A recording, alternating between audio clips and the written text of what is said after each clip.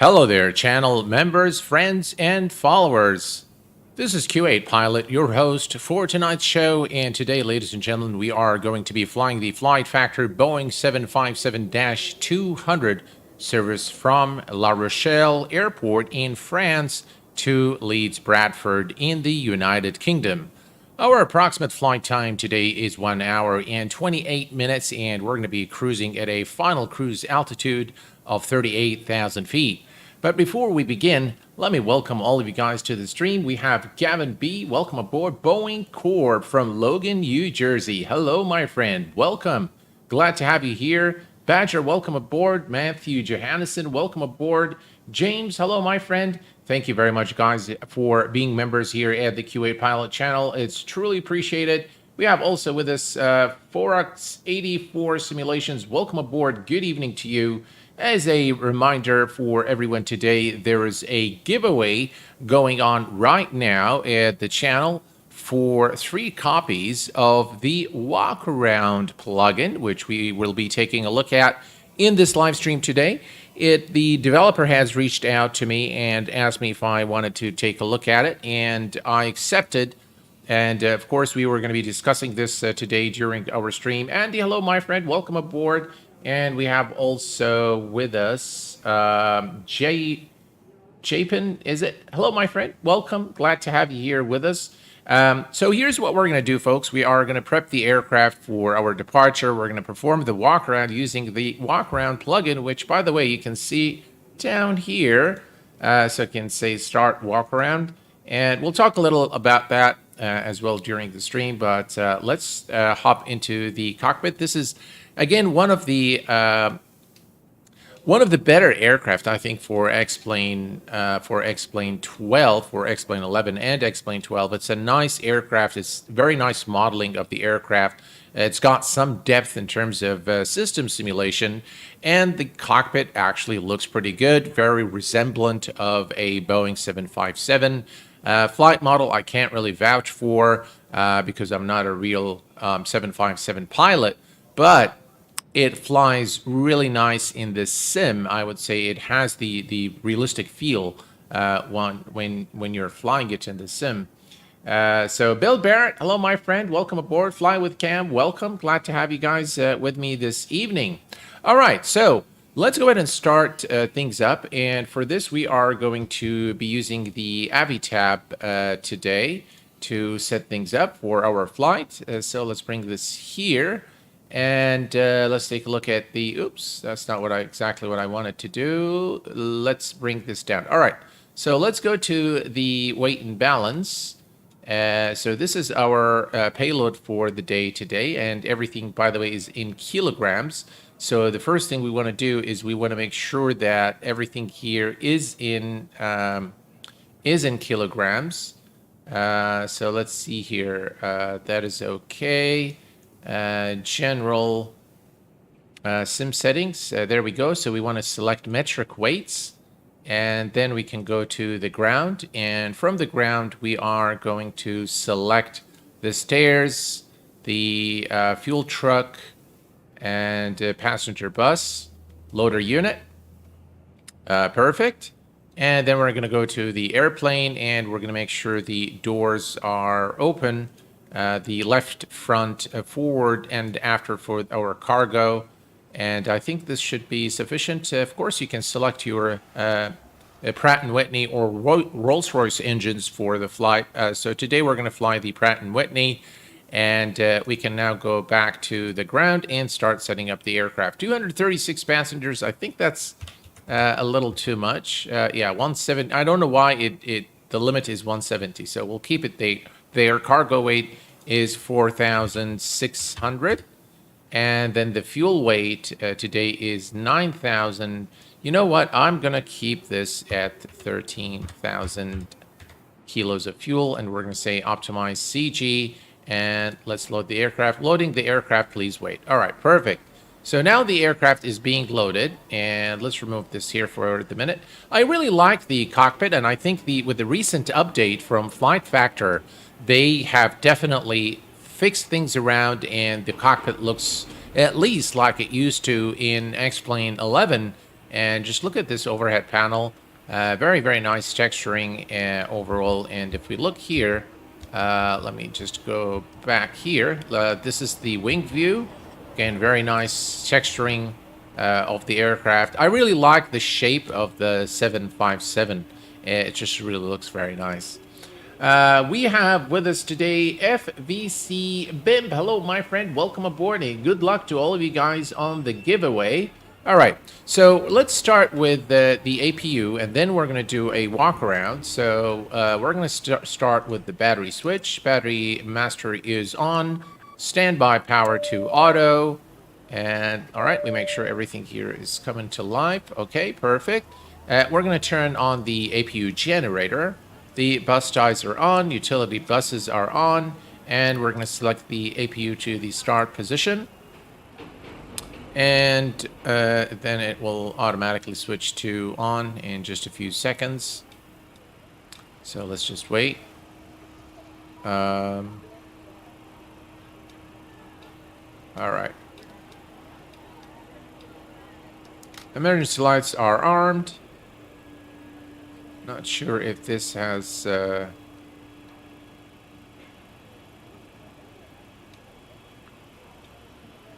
Right, let's cancel the master caution.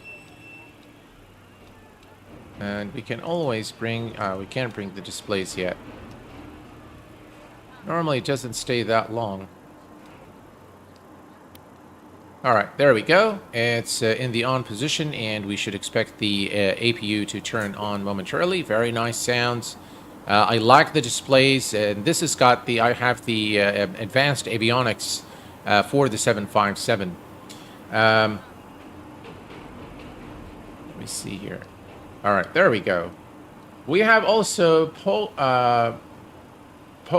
One. Welcome aboard. Are you using any sound pack with the 757? No, I'm not using any sound. In fact, the sound pack doesn't work for some reason. It just gives me errors, so I removed it. And anyway, the Mango sound pack is really not worth it in my opinion. So just save your money. Maybe something else will come along later on, but the Mango sound pack is not worth it in my view. All right, let's come here. We're going to set the adheres to nav mode on both sides. We'll leave the yaw dampers for the time being. We're going to turn on the hydraulics, and you can hear the hydraulic system now, the hydraulic pumps operating very nice sounds. Then we can come down here. Everything looks good here. Let's move on to this side of the panel. Emergency lights are armed. We can leave both the engines on the off position for the time being. We have about 6.5, that's 13,000 kilos of fuel, or 13 tons of fuel, basically in the tanks. All right, let's come down here, and position lights are turned on. We're going to come here and turn on the window heat and non-smoking signs, since we're already refueled, and seatbelt signs as well. We're going to switch the cabin altitude control to auto, and equipment cooling is good. Everything looks good here. And then we're going to set up the air conditioning unit. So let's set that here. Right, this goes to auto. Trim air is on. Recirc fans are on. And we're going to put the packs on auto. We're going to turn on the isolation valve and turn on the APU. The engine bleeds can remain off, and now you can hear the APU starting in the background. John, hello, my friend. Greetings to you. Thank you very much for being here. I appreciate it very much. All right, so the overhead panel is pretty much done, and we can now start programming the FMC. So I'm going to bring up the FMC here so you guys can see exactly what I'm doing. And we're going to bring up AviTab one more time.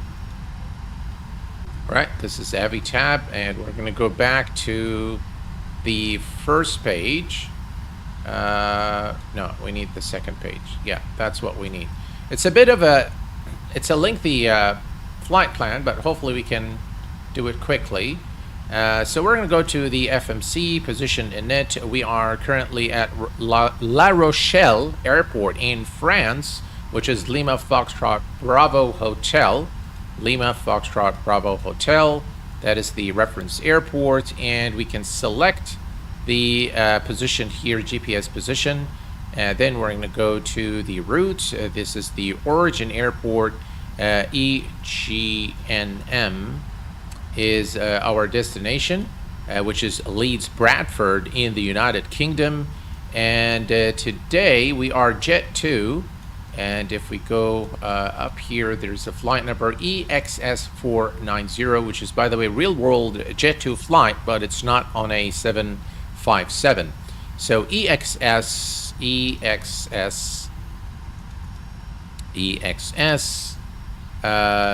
490, and we're going to enter that here for our flight plan. Then we're going to go to our departures. Now, today we're going to be departing runway 27, which is the runway to our left, beg your pardon, to our right, runway 27, and that's runway through the Lasso 5 Whiskey departure. There is no transition, so we're going to go to the route and go to the next page, and then it's lesson, that's the transition out of our SID, and then we're going to take airway A25 to Tirab, stick that here, and then it's airway Uniform Tango 501, Uniform Tango 501, and then we're going to exit at Yasuda, or Asuda,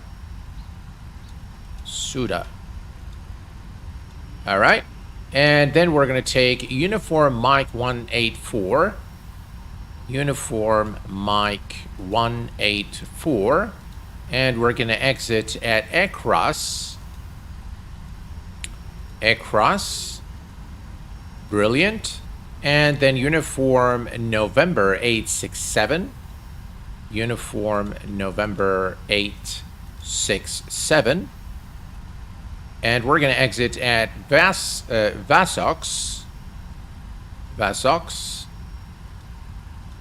right, Vasox is set. Next page, from Vasox direct to Welland, right, Welland, excellent, and it must be this first one here, direct to Welland, and then we're going to take Tango 420, Tango 420, airport Welland. It's not liking this Tango 420. All right. We're going to put direct to TNT, and it must be this first one here. So we're going to fly direct to Denby, or Denby,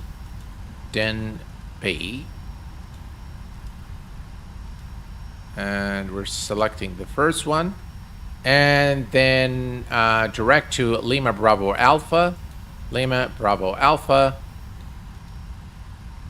and that looks like an NDV station. All right, selected, and finally direct to our destination, which is Echo Golf November Mike, runway 32. All right, so we're going to go to the arrivals, and let's see, runway 32, which is the ILS runway 32. So we're going to select that, and the transition is Lima Bravo Alpha. So we're going to select that. We're going to go to the route, activate, and execute. Brilliant. We can go to our flight plan once it is set up here. So this is the range, this is the format, I believe. Where is our format? This one. There we go. So that's the plan. And if we go to the legs page, what happened here? All right, there we go. All right, so the legs page, we can decrease the range a little bit so we can see better. So that's our departure from runway 27. We're going to step through just to make sure there are no discontinuities and that everything looks okay.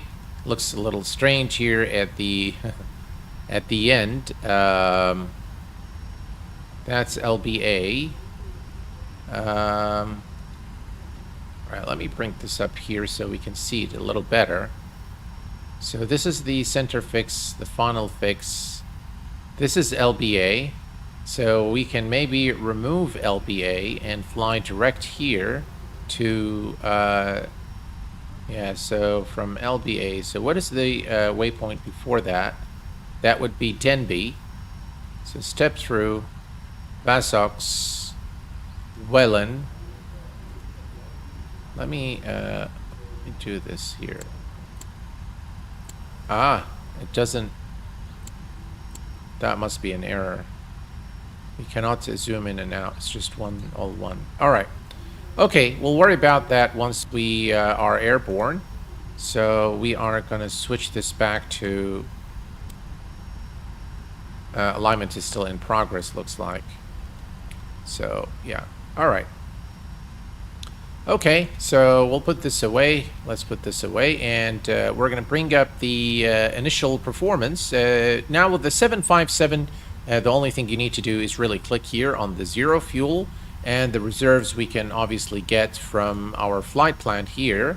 So if you come down here, all you need to calculate the final reserves is to add the alternate fuel to the final reserves. That's 2.4, 1.4, 3.8, so we'll say 4, and we stick that here. The final cruise altitude for the flight is 34,000 feet, 340. I think I said 38,000 in the beginning, but yeah, it's Marcia, hello my friend, welcome aboard. And Aspy, welcome my friend, glad to have you here. Thank you very much guys for being here this evening. And we're going to put the flight 340 with a cost index of 20.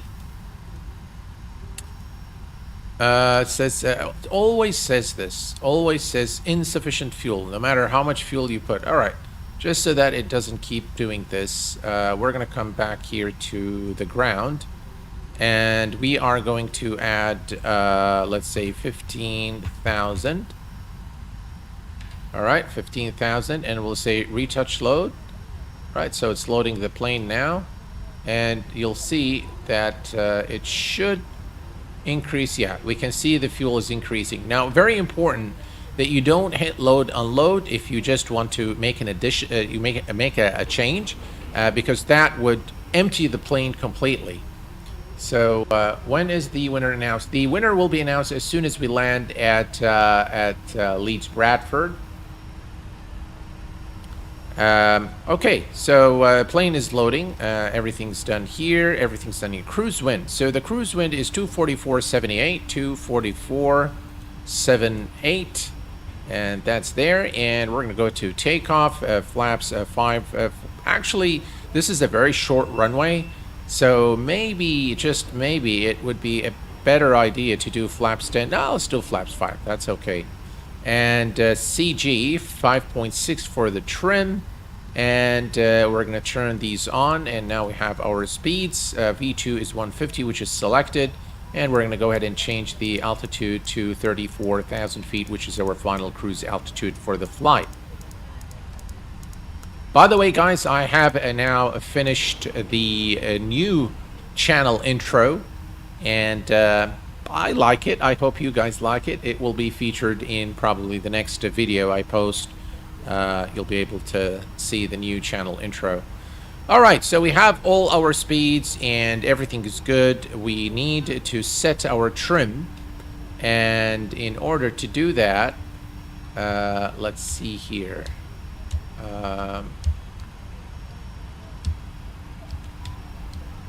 Why is it not changing? All right, so if we go down here, let me remove this here real quick, and we're going to switch this here. All right, we're going to start our engines, and then we'll worry about our trim. But 5.6. All right, so actually let's do it now here. 5.6, just so you guys can see, and 5.6. That would be probably 5, and that would be about 5.5, and that's about right. All right, just one tick, and then we're good. Okay, perfect. All right, so the auto brakes go to rejected takeoff, and this goes to auto, And this goes to auto as well, and the computer goes to auto as well. All right, now before we close the doors and complete everything there, let me show you excuse me, let me show you guys the Walkaround plugin. Finally, I feel very relieved now that we have Carl with us. Hello, Carl. Welcome, my friend. Glad to have you here. And we have also Michael Allen. Welcome aboard, my friend. Thank you very much, Carl, for making it. I was kind of getting worried a little bit. Hey, James, welcome aboard. Chicago Skyhawk, welcome aboard. All right, so here's what we're going to do. We are going to take a look at this plugin, and then I'm going to tell you my thoughts about it, and I'm going to tell you, honestly, the conversation I had with the developer as well. So, first, it's a very lightweight plugin, and if we go here, I don't think that there's a menu for it. It just runs there in the background, and if you hover to the left side of the screen, you'll see a start Walkaround. Now, unfortunately, it does not work with X camera, so I'm going to disable X camera in order to use it. That's one thing, and then there are 3 aircraft that are not supported, which is the Boeing 767 by flight factor, the A320 by flight factor, and the Magnite 787. All right, so let's see how this works. We're going to click here, and we're going to say Start Walkaround. And now we are in Walkaround mode, and you can see that this works kind of like the Cessna 172 by Airfoil Labs, and you can actually do anything you like. You can go to the aircraft and examine the landing gear. So the first officer is now doing the walkaround, making sure everything is okay. And we're going to take a look at the engines here real quick. Now, the philosophy or the business case, if you will, behind this add-on is that many flight simmers are very serious about carrying out realistic procedures, meaning doing the proper walkaround and inspection of the aircraft before departure. And this is what inspired the developer to develop this add-on. Now, from the perspective of functionality, it does what it's supposed to do. It gives you the ability to walk. You can also kind of look down. Here, you can use your mouse to zoom in and out. So, yeah, if you click on X there, you can go down and up. So let's say that I wanted to inspect the landing gear. We can come here. And we're going to go X, and now we can come down here and really inspect the landing gear for, any leaks or if there is a punctured tire or anything like that. Look at those engines. Sure, they look really nice. And yeah, unfortunately, though, it does not support X camera, so that's kind of a bummer, but the developers said that it will be supported. And I don't think that you can actually go up the stairs. So it kind of works like the GSX one, where, hopefully they'll bring it back. They'll bring this feature in the future where it detects an object or gives you the ability to, go up or something like that. Because right now, you can just do it here on the ground. And once you are done with the walkaround, what you do is you come back here, you click here, and you say end walkaround, and you're then back into the cockpit. Let's re-enable X camera. So this is essentially how this works, and once we are airborne, I'm going to tell you my thoughts. And the giveaway today is, by the way, courtesy of the developer himself. It is not by the channel, and he graciously offered to provide me with 3 copies to share with you guys. And I'm a Flyer Robin. Welcome aboard, my friend, on a 727 in the 90s, and watch the FD do a walk around and not looking at anything. All right, let's go ahead and turn on the flight directors on both sides, and we are now pretty much ready to go. So we are going to close the doors. Let's turn on the fuel pumps, and we're going to go back to our electronic flight bag. By the way, this aircraft has beautiful night lighting in the cockpit. They look, hopefully by the time we arrive into Leeds Bradford, it will be nighttime, and we will be able to take a look at the lights. The glow of the lights is done very well on the flight factor aircraft, generally speaking. All right, So we're going to go to ground, and first actually let's go to airplane. We're going to say close all, so this will close all the doors. Then we're going to go to ground. We can dismiss the passenger bus, loader unit, fuel truck, and stairs. And now, folks, we are ready to go. So we are going to turn on our red beacon light. Excuse me. And we are now ready to go. All right, so we're going to taxi straight out to the runway, and so what we're going to do is we're going to come up here to the overhead panel. We're going to turn off the packs for engine start, which is required in the 757, and we're going to select both engines to auto. Everything here looks good, so we are going to go to ground on engine number 2 or engine number 1. Here, let's go here. And now we can see the engine spooling. Here, we'll bring this here so we can see what's going on. At about 20%, we're going to introduce fuel. And now we have the engine, the right engine starting. Let's go ahead and switch to the external view real quick. I really like the 757, more so, by the way, than the 767. Chunky Salsa. Hello, my salsa. Is it salsa? Chunky Salsa, welcome aboard, my friend. Glad to have you with us. Hey, IFR Captain, welcome aboard. All is well, my friend. And we have also Bird from Fresno, California. Hello, my friend. I heard that that you guys are getting snow and things are, you know, that it's really pretty cold down in Fresno. So I hope that you guys are staying safe and well.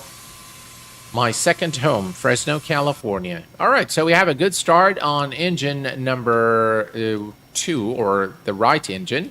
So we're going to go ahead and start the left engine now. All right, we're going to go to ground. And we can see now the engine spooling, as you can see here, at 20% N2. We'll introduce fuel, and then we'll be good to go. All right, that's 20%, and fuel is going to the on position.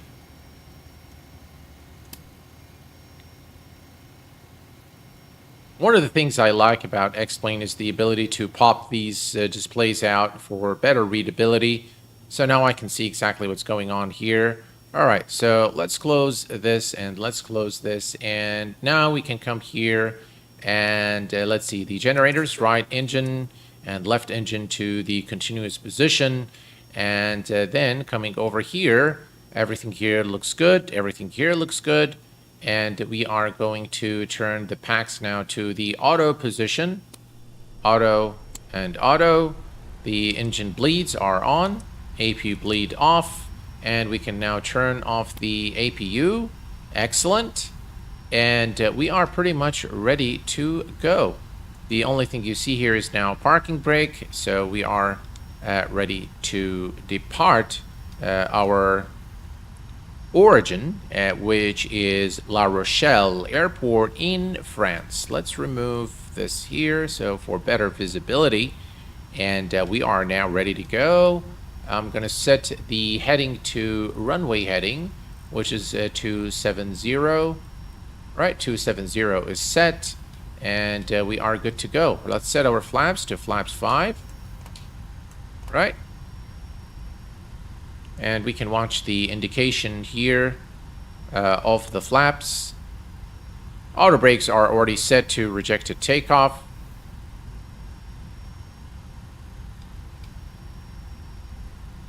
And we can look here. There's the flaps extending. Flaps 5 for our departure. Excellent. Flaps are set. And we are good to go. APU gen is off, which it should be. And yeah, we can actually turn it off. Yeah, it's okay. All right. So everything is set. Let's release the parking brake. Parking brake is released, and let's head over to the runway. Good, a little bit of power here.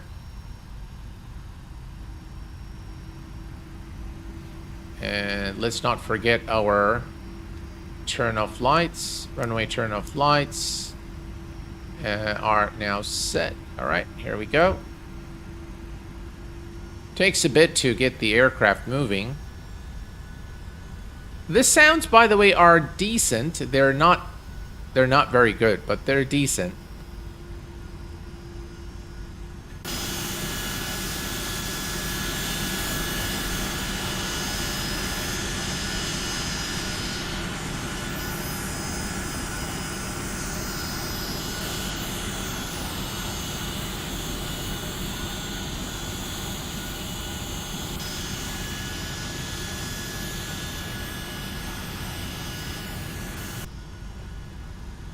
All right, so we're going to make a right turn and head over all the way to the far end of the runway. So for that, we're going to go ahead and turn on all our lights.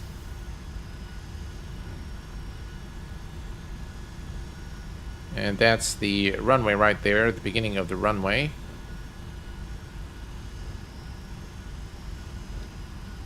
And let's see here. We can probably reduce the...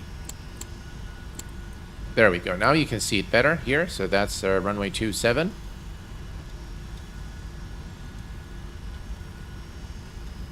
All right. Again, decent aircraft by flight factor. I do like the 757.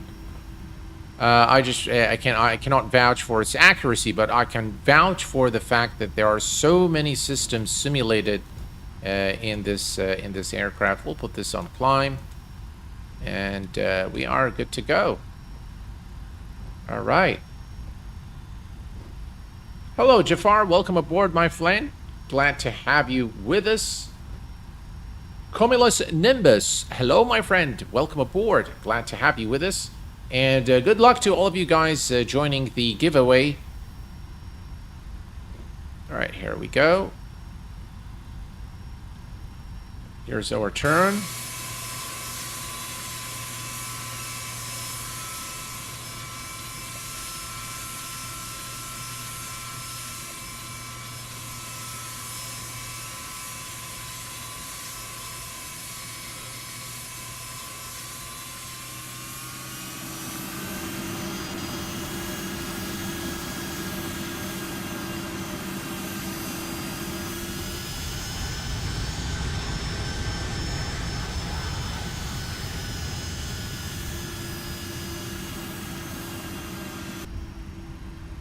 Sounds are not bad. They're okay. I mean, for default sounds, I think they're okay. They're acceptable. All right, we are ready to go. And we're going to hold the brakes here. And we're going to go to... Let's see. N1 is 40. And we're going to go and hit auto throttle is armed. And toga. Right, here we go.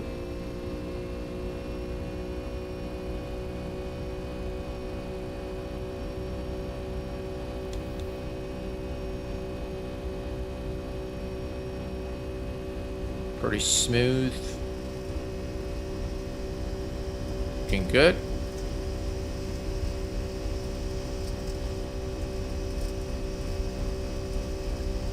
V1, rotate.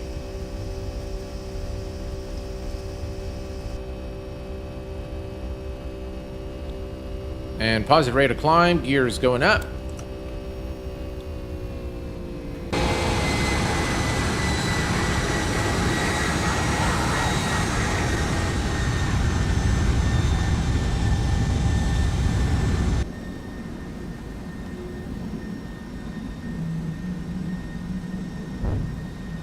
I really like the condensation effect in X-Plane. I think it's done very well. What is the FMC message? It says keep saying insufficient fuel. I really am not sure why it keeps saying that. But okay, all right. So here's what we're gonna do now. We're gonna go to LNAV, VNAV. Command A is engaged.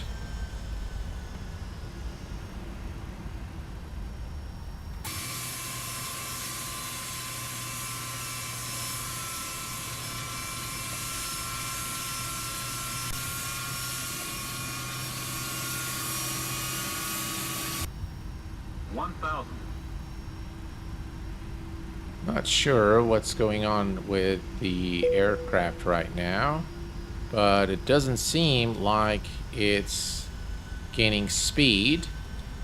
We have it at 250, so I'm not sure why. I can see the throttle is increasing. It took it some time. That looks like a bug.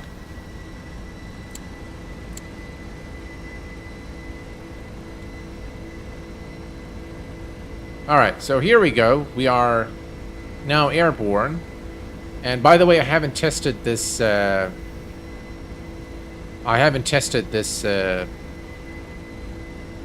flight at all. So here we go. I think it might be our flap setting. So flaps, we're retracting FMC message, insufficient fuel, it says. Alright. Now there is a way we can get rid of this message, is by editing the fuel. But I think we should have sufficient fuel. That's a lot of fuel in our tanks. And there is a little bit in the center tank, it looks like. So if I turn those on, you can see there is a little bit of fuel in the center tank as well. So I think there's quite a bit of fuel in the aircraft, so I'm not sure why we keep getting this message, insufficient fuel. Yeah. Alright, we'll leave it for now. Nothing to worry about. Now this guy is going to really... No, there's no need for that. And I need to stop this guy, so we're going to go ahead and perform...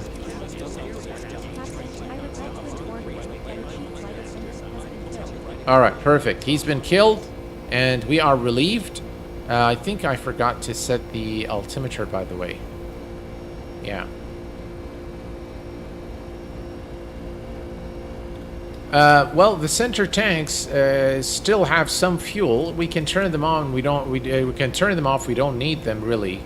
But yeah, there is still some fuel in there, so it's best that we burn it off. Edwin Lee, welcome aboard, my friend. Glad to have you with us. HD Simulations, hello, my friend.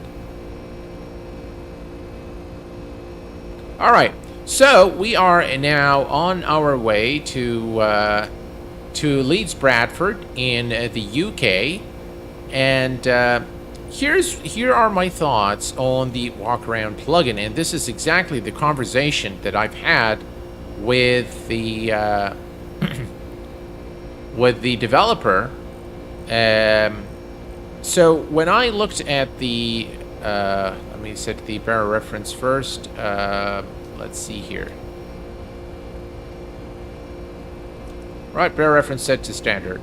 Okay, so when I received the add-on and I fired up the sim and I started looking at it and I performed the walk around, of course I realized that X camera wasn't supported. And so the price of this plugin is $19.99 or 95 cents, so just under $20. And my thoughts, and this is exactly what I told the developer, is that, look, thank you very much for providing me with the plugin. I do like the fact that it enables you to do the walk around on almost all aircraft, with very few exceptions, which I've noted in the beginning. But yeah, I mean, for the serious simmer, this is definitely something very important, that you are able to do a walk around. Now we have previously we used to use X camera movements to simulate a walk around, but you know, it doesn't really give you that feel. So my thoughts to him were, look, I do like this plugin. I like what it does. It definitely does work as advertised. It provides you with the ability to do walkarounds. However, one, it needs to have X camera support, and he actually told me that this is going to be done in the future. And the second thing is that the price for me is very high, you know, considering what this plugin actually does. And his words were, you know, I take your point, Q8, but the thing is, if you consider the development license that we have to pay, all the operational cost, and the royalty we have to pay to the X-Plane org store, that leaves us with very little, actually profit to profit from the plugin. And this is the dilemma I think a lot of developers find, including, by the way, SSG with their 748, is that he's got the Dream Engine license to pay for. He's got partially also he has to pay royalty to X-Plane Org Store because they take a percentage of the sales, and so then it becomes actually very difficult for them to make any money. Walkaround plugin it's the name of this plugin. Yes, that is correct. Illusion Simulations, that is correct. Patty, hello my friend. Patty 90, welcome aboard. Good luck to you on the giveaway. So my thoughts were, it really is, I mean, personally, I will tell you guys, I'll be very honest with you. I would personally not go and purchase that plugin for $20 just to have the walkaround features. Now, a lot of you may disagree with me, and that that this is an essential. To me, it's not an essential part because in a sim, I normally assume that I've done the walkaround, that the first off, because there is no first officer in the first place, so you're assuming all roles, and it's a simulation really of the aircraft. But there are some people who are very particular about this, and on the for example, on the Challenger 650, which I've streamed a few days ago, or was it yesterday or the day before, I can't recall, for example, the Cessna 172 by Airfoil Labs both have this feature built in, so you're not going to need anything else. XCPL Pilot, welcome aboard. Well, there's software that offers the functionality for free. Sorry, €20 is a bit much. It is, but yeah, it is a lot. It is a lot of money. I am unaware of anything that offers this for free, XCPL Pilot. But yeah, in my view, personally, I wouldn't purchase it for $20 for sure. I think it's the price is very expensive.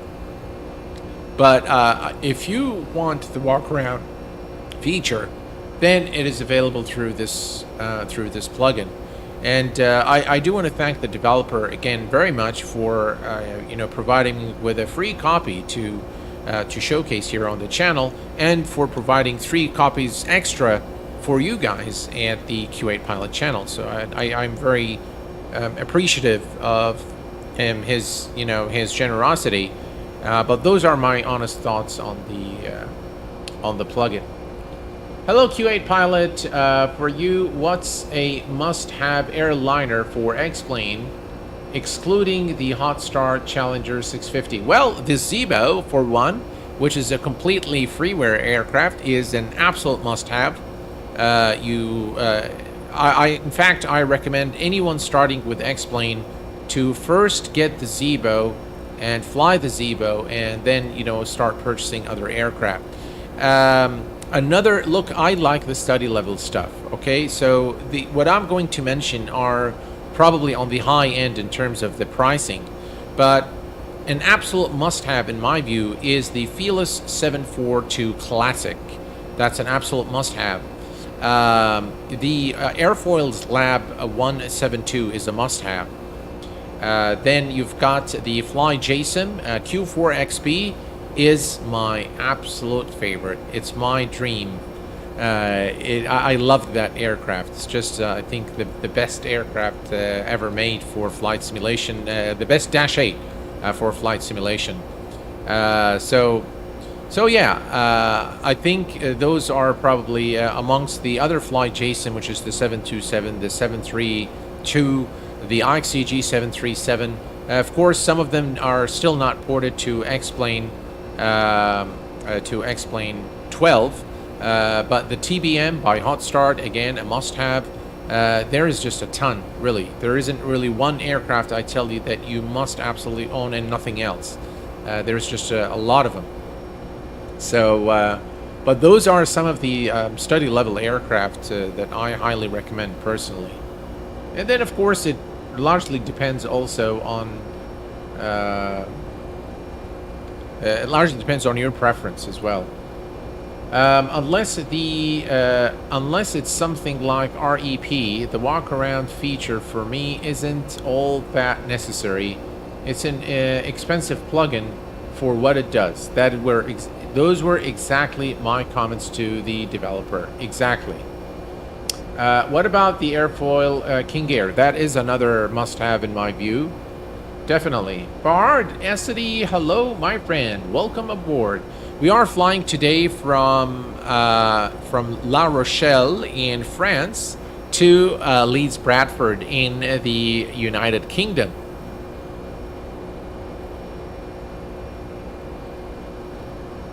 By the way, this kind of looks a little strange to me. The ticker tape here looks strange. I think it's alright now. Alright, so let's increase our range a bit. Here, there we go. Heading bug is set. Let's take a look at the outside real quick. We need to kill our landing lights.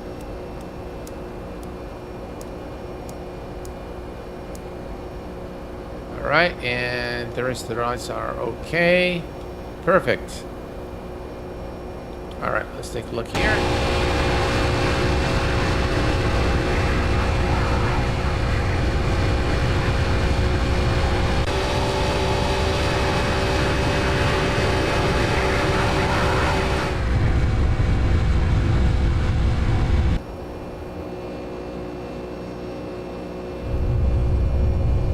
The sounds are not that bad in my view. They're okay, acceptable. The texturing of the aircraft here on the wing, I think, can use a little bit of work. That doesn't look good. Yeah, that doesn't look good, for sure. The engine's kind of okay. Still needs work from the inside, I think. And right the edges there. So this livery, I've seen, by the way, better liveries. This is one of the default liveries. There is a better Jet 2 livery for this aircraft, and there is a lot of mods for the 757 in terms of the texturing. But the default livery doesn't look good in my view, for sure.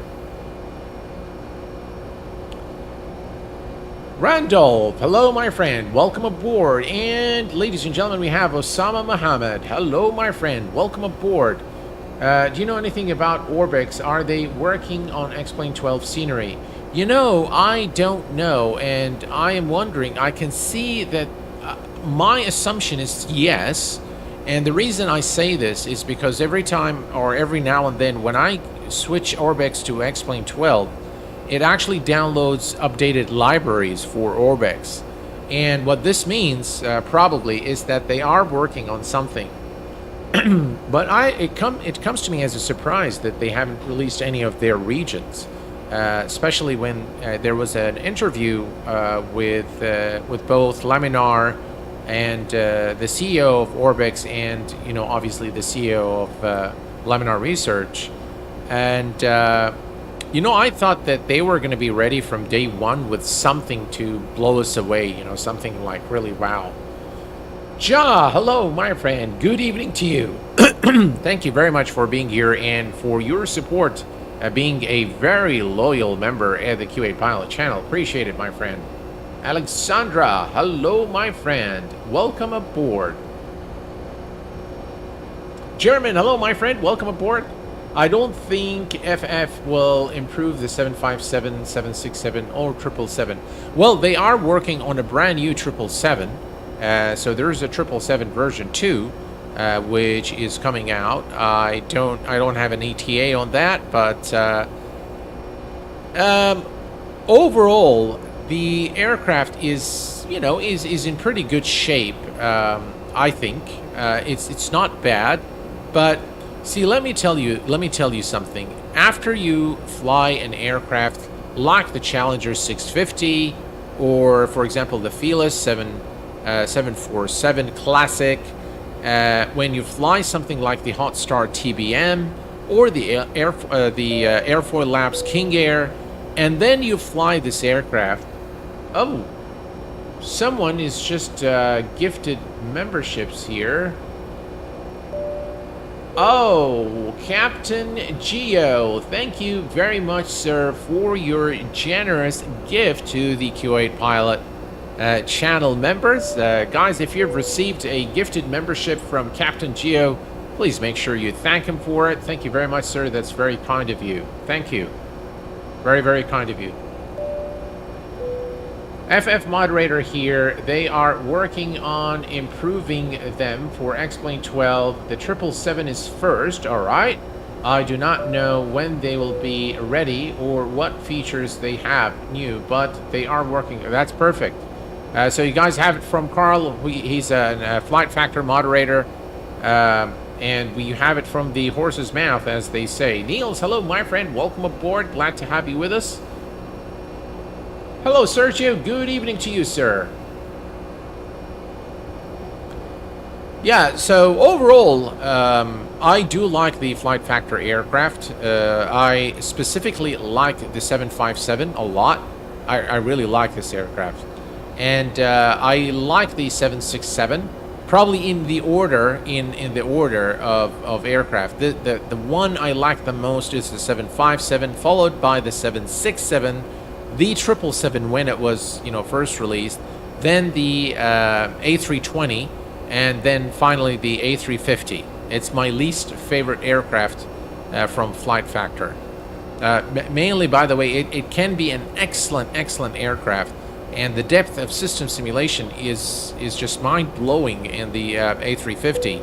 But unfortunately, the texturing and especially the inside is just really bad, and it needs a lot of work. All right, we're going to take a look here at our flight plan, and if we go next page, so we need to be at 4th, so there is one restriction.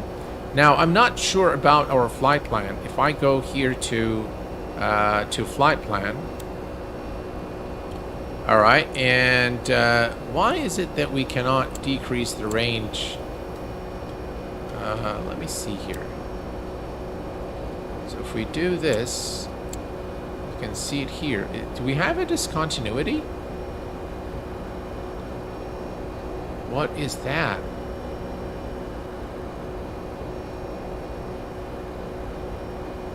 Huh. After Vasox. Gee, what is that? Alright, let me go to... That's why it's saying... I think maybe one of the VORs is not correct. So, alright, let me go to plan here real quick. And we are going to step through. What a strange thing we have here. So something after Vasox isn't right. So this is Vasox, and the next one is Welland. Yeah, look at that, guys. That is not right, and TNT is not right, and Benby isn't right. You can see here the distance, and that's why it's complaining about the fuel. Alright, so here's what we're going to do, folks. We are going to delete... let me delete this one. Delete Denby. And then we are going to delete TNT, and we're going to delete Welland. So delete Welland, and now we have a discontinuity here. So let me go back real quick. Previous, this one looks good. This one looks good. So we see, yeah, all right. So let's clear that one. LBA. We'll put that. Now that looks a lot better. And execute. Aha! That's why we've been getting all these messages. And now if we step through, by the way, now it's going to go to ENGM step. Alright. That's much better. Yeah. And it's a good thing we caught this. I should have checked this before we started. Alright, let me switch this back to plan. Alright. And I think now we will not get the message, you know, insufficient fuel. I was wondering why we're getting that. Oh, and good evening. Greetings from the Netherlands. Hello, Alex. Welcome aboard, my friend. Hey, SK Sun. Welcome aboard, my friend. And thank you very much for your membership here at the channel and your support. I appreciate it. And we have Daniel. Daniel just became a subscriber here at the channel. Welcome aboard, my friend. Glad to have you with us. Right, we're almost at our cruise altitude. You can see top of climb here. And by the way, TCAS is still on standby. So this is TA, all right? All right, so everything is looking good. All right, perfect. And here's a look. Ooh. Here's a look at the outside.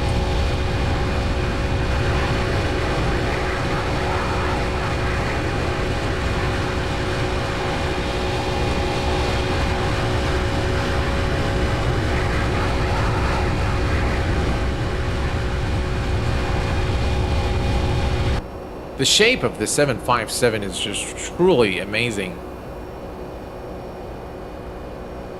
By the way, you see, guys, this kind of the dirt effect on the screen. That is something you can actually turn off if you don't like. And to do this, because I know this will probably annoy some of you, so you can just go to the electronic flight bag and go to the effects parameters. And there's an effect here, says dirt effect.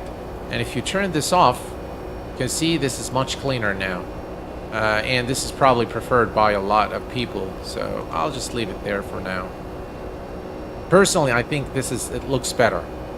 Just from the, from the visibility perspective, clarity perspective. Yeah.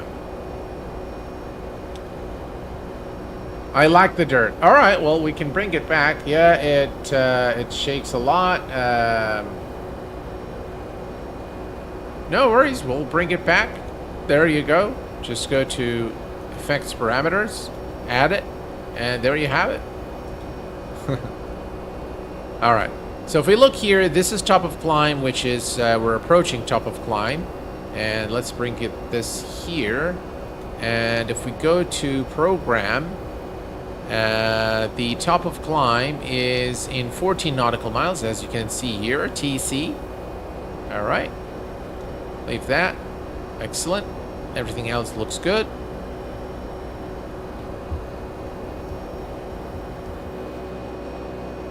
Here's an engine view and the wing view. Again, this aircraft, by the way, has very nice wing flex.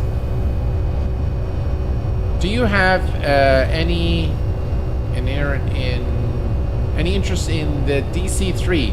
I do like the DC-3 a lot, and I've downloaded or I purchased the one that is by V-Sky Labs, but it was a little buggy, so I kind of I'll tell you guys one thing that I have been some things have changed in my kind of approach to things. I really, and the reason is the fact that I don't have a lot of free time now. So I don't have time for buggy aircraft, for things that just don't work because it's a bug, and then go report the bug so the developer can fix it. I really don't have time for that.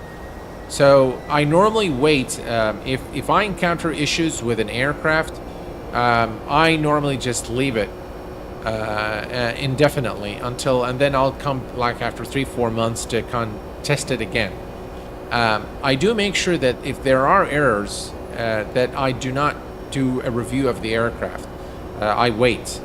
So it's either I report it to the developer and do the review, or not report it to the developer and hope that he fixes it in the next iteration. But then in that case, I will not do a review. Because again, my judgment will probably be kind of biased because of the errors that I've encountered, and it could be just me. It could be that I haven't installed it correctly or something, or something like that. So very careful of that. Also, you take on the M.2. The Mitsubishi is actually a very good aircraft. It could use some work in terms of the textures, but overall, it's a very good aircraft. I do recommend it. It's a very realistic aircraft, and real-world pilots have worked on that aircraft, so it's very good. Those clouds make me sad. Yeah, I mean, Luminar has done a, I think, by the way, they've done a lot in terms of, you know, bringing new things to the sim. Clouds is definitely not one of their strongest points. I do like the fact that they are volumetric, and in some situations, they look fantastic. But from above, you know, from 33,000 feet, most of the time, they don't look that great, to be very honest. Yeah, the M.2 is really a ton of fun to fly. I completely agree with you there, Niels. Really, really good aircraft. I recommend it with confidence, really. From to 100, how do you recommend the latest SSG 7478? I have the previous version, discount available, but I'm not sure if it's worth it. They have made a lot of changes to it, so the texturing is changed, but unfortunately it had some problems in X-Plane 12.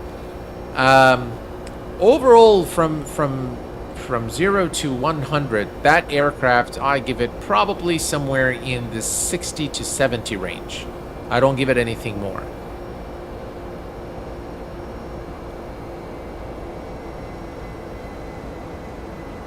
Yeah, exactly. On the ground, they look very good.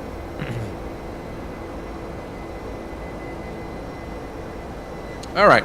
So now that we have our, you know, now we can actually go switch to the flight plan. And unfortunately, we can't see, you know, what happens afterwards. Step through, step through. Yeah, we can't see what happens there. But now from Vasquez, at least, we have 220 nautical miles there, and this one all looks okay. Once we are closer, maybe we can see what's going on there. But yeah, it looks like it's quite a way to Leeds Bradford. So let's switch this back to map. Excellent. All right. Close that. Most planes need a lot of work. Yeah, that is true. The best one so far that I've seen is by the way, the airfoil lab system on 7.2 has been updated and it rocks. And by the way, the Challenger 650 also looks really good, flies very good, but there is, by the way, an issue with it still. At certain airports, for some reason, it's just it doesn't load. It just hangs the sim. So a lot of things still to be ironed out for the add-ons in X-Plane 12, and X-Plane 12 itself as a platform, I think still needs work. So although it has been officially released, and of course I've given my full thoughts on that release, yeah, the sim needs work without a doubt, but I hope that the frequency of updates doesn't really slow down because now they've labeled it official. That is something that just really doesn't sit well with me. So I hope that they continue to bring those updates and improvements to the sim. And yeah, what do you think about the flight factor A350 for X-Plane 12? It's okay. Look, the aircraft itself is a good aircraft, okay? And I think when Flight Factor released that aircraft, I think it was probably one of the most advanced aircraft for that time. Since then, of course, many new aircraft have surfaced, and they are far, far better in terms of the realism, the simulation of systems, sounds, texturing, 3D modeling. The A350 by Flight Factor is not bad in terms of the depth of system simulation. However, that said, the texturing, the interior texturing is lousy. The sounds are terrible. and it's just buggy. It's a buggy aircraft. Not buggy that it breaks, but some things don't work as they should. So yeah, I think I hope that they work on it, because I think it's a great aircraft. It's probably the only A350 simulation of in a flight sim. It's the only one available. So if they just invest the time, because I know, by the way, that Flight Factor isn't the company actually developing this aircraft. I think it's I think they're a publisher. Yeah, I sure do hope that they work on it. I really can't wait for their 777 version 2. That is one aircraft that I'm just kind of itching for. So hopefully it comes out soon. Again, I'm not sure if they are the actual developers of that plane or they are publishing it for someone else. Like, I know they're always in collaboration with Step to Sky or something like that. Those are the developers. And I think the company that built their A320 is not the same as the Boeings. So I think they're separate companies, I think. And maybe the Flight Factor A320 is now actually taken over by Tolis. I think they're actually working on that aircraft, but don't quote me on that. That's what I think. QA, do you know anything about the Rotate MD-80 coming to X-Plane 12? Nope, I have no idea, really. I have no clue. The MD-11 is available for X-Plane 12. Hello, Fabio. Welcome aboard, my friend. Good luck to you on the giveaway. Or say about one can hope Tolis has taken over development. That's what I hear, but I don't know, Niels. I'm not for sure. All right. So if we go here, we can see that the top of descent now is in 153 nautical miles, not too long from now. And we can see it actually on the display on the ND here. So yeah, so not too long from now, we will begin the descent towards Leeds Bradford Airport in the United Kingdom. With that, folks, I'm going to leave you with a wing view here. And I'm going to take a short break, and I will be right back.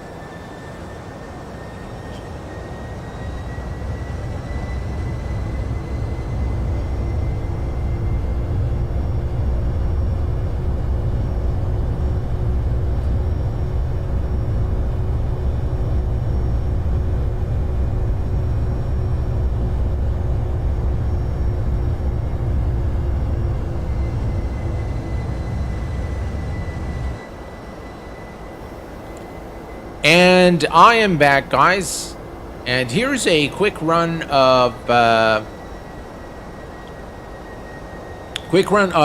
content that you can expect over the next few days. So tomorrow I'm doing a special request flight that I've been asked to do by so many of you guys, is to fly to Tel Aviv in the state of Israel. And that's what we're going to do tomorrow evening. And we're going to be probably doing a flight aboard the Builds A310 from Cairo to Ben Gurion Airport in Tel Aviv. So many of you have asked me to do this flight to Tel Aviv. So tomorrow, we're going to do that, and that is a short real-world route from Cairo to Tel Aviv. So, hey, QWERTY Moose, welcome aboard, my friend. So we're going to do that flight tomorrow in Microsoft Flight Simulator, and then on Saturday, I'm going to be flying a special mod, which is the Xworks A330 Neo, A330-900 Neo by Xworks, in a special livery prepared for the channel. So that is going to happen on Saturday. Hey, CoreTube, welcome aboard, my friend. TOD coming, yep. Still actually about 125 nautical miles. All right, so good idea to probably set up the ILS so the ILS is set up right here. So what we're going to do is, if we go here, we are landing runway 32, which is an ILS approach. So what we're going to do is we're going to bring up Volanta, which we're flying today, and we are going to go to Navigraph, and let's say unload, import from SimBrief, and let's download the plan there. Right, so that's us right there. And if we go to Leeds Bradford, let's go to the charts, and we go to runway 32, right, and now we have it here. So if we look here at the runway, let's see here. Yeah, all right, that's the runway. If we zoom in here, let me just take this away, hide this. All right, so the frequency is 110.9er with an approach course of 1 by 318. So 19, no, what was it? 110.9. All right, and 380, 318. You cannot have 380, 318. All right, approach course is set. All right, so the ILS frequency is now set, and we're going to reset the MCP altitude in just a little while to 3,000 feet. You can see we're approaching the United Kingdom here ahead of us, and things are kind of getting dark as well.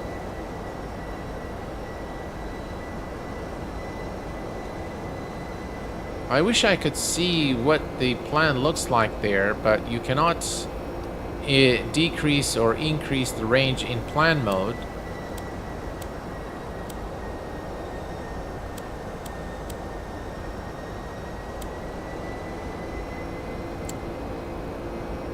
Yeah, it doesn't really change. Ah, it does change. All right. So we have some funny things here going on. So we can fly to LBA. So that LBA can be removed. All right, and we fly direct here. So let's do that. So I'm going to delete this transition from Vasquez. We'll fly direct to D1541. That will give us a nice entry into the runway. And let's delete this one here. So let's say delete and LBA. And we're going to select this one here and execute. And that is much better. And then from DA 51 to the center fix for the runway. Center fix for runway 32. And this is not drawn correctly, by the way. Again, this is something probably Flight Factor needs to work on because it's not right. But at least now it looks more legible in terms of a flight plan.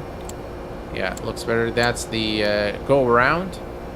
And again, you'll take probably LBA and go somewhere to hold. The drawing here is not proper.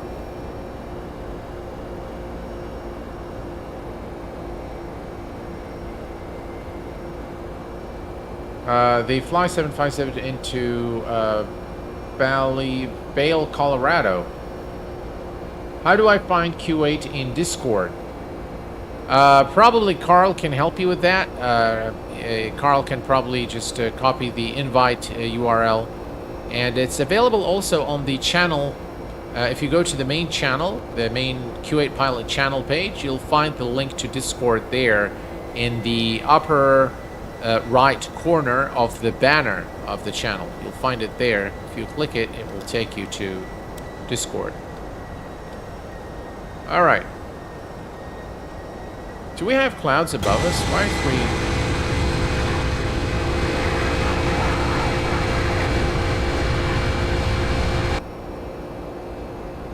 All right.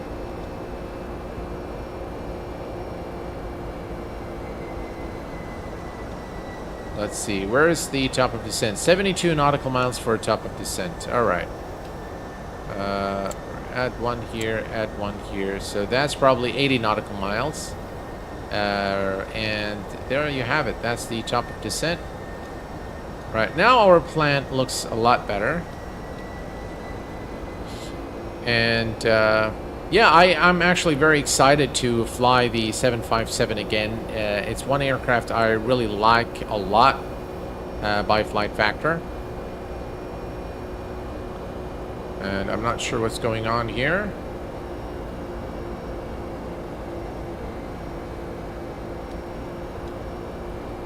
The aircraft is doing some very strange things.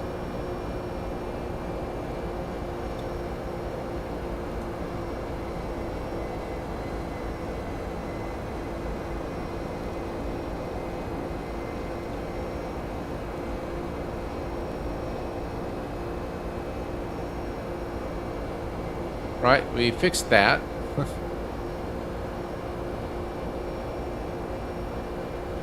I hope. Yeah, it looks like we fixed it.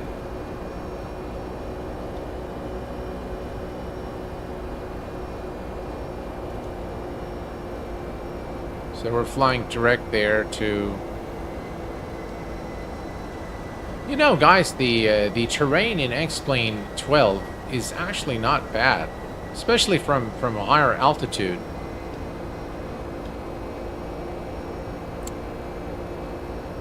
Yeah, it looks like the aircraft's doing what it's supposed to do now. It was kind of drifting for a minute there. I'm not sure why. Again, some bugs probably need fixing. Still. Russ Leslie, hello my friend, welcome aboard. Glad to have you here, and welcome. And then Fire Robin, what is the Kuwait New Year celebration? It's on January the 1st. Yeah. Oh, I think you're referring to the Hijri year. I don't know. I don't keep track of it.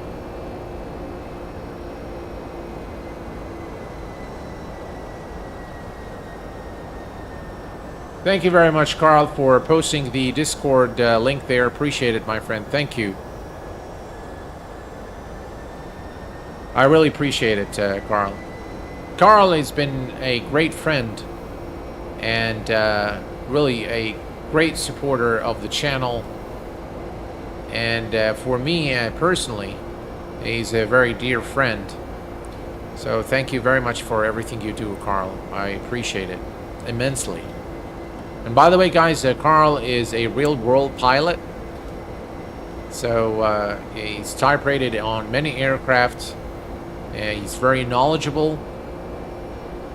And he's also one of the moderators on the Discord channel. So if you have any questions, you can always post them there. And if he's free and able, he'll answer you guys.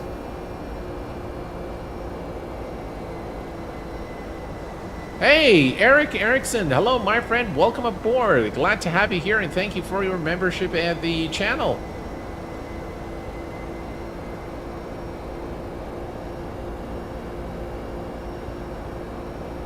All right. So if we look here, you know, the aircraft has done some funny things, but hopefully we are back on track. Things are starting to get a little dark here in the cockpit as we approach our destination.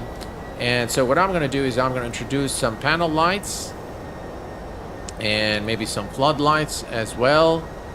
And let's see here, over at the overhead panel, glare shield and standby instruments we can also turn on a little bit. That will make things clearer for us. There we go.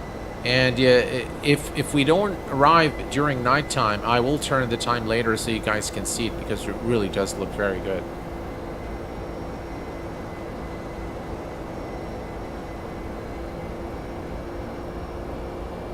We have with us, ladies and gentlemen, Joseph Anderson from the Mississippi. Hello, my friend. Welcome aboard. Glad to have you with us.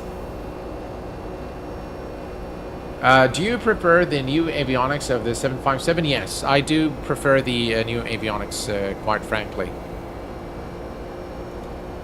Right, that's top of descent, and if we look here, that's 41 nautical miles from now.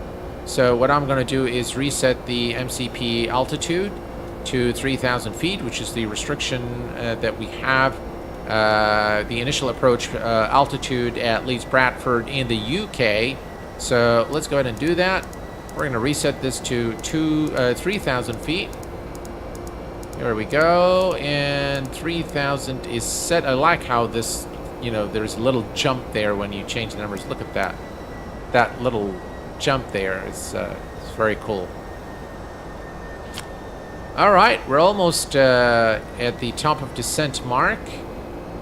And I'm not sure what's going on with the power. It keeps going, you know, full power, then idle, and then full power, and then idle. You can see also the needle here playing left, right, and center. So definitely a few things to be ironed out still for the aircraft. But overall, I think it works pretty well.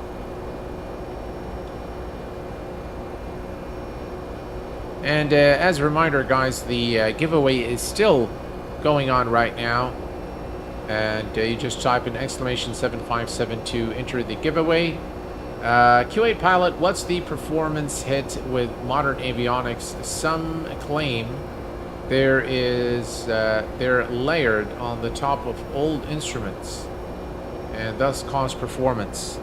I haven't noticed any degradation in performance with it. In fact, let's bring up, we're getting about 42 FPS, which is, yeah, that's a bit low, considering, but that's the same for the 767 without the avionics. And with the Zevo, I was getting about 75 frames, but this is considered very low for, you know, when you're up in the sky. But I don't know if they've layered this on top. Overall, the performance of this aircraft is not bad. It has never been bad in X-Plane 11, and I don't think it's bad now in X-Plane 12. Yeah, I know you can do that, but you guys will probably not be able to see it. It's very small. So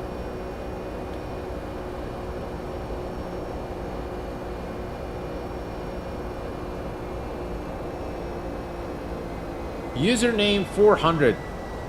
Welcome, my friend. Glad to have you here.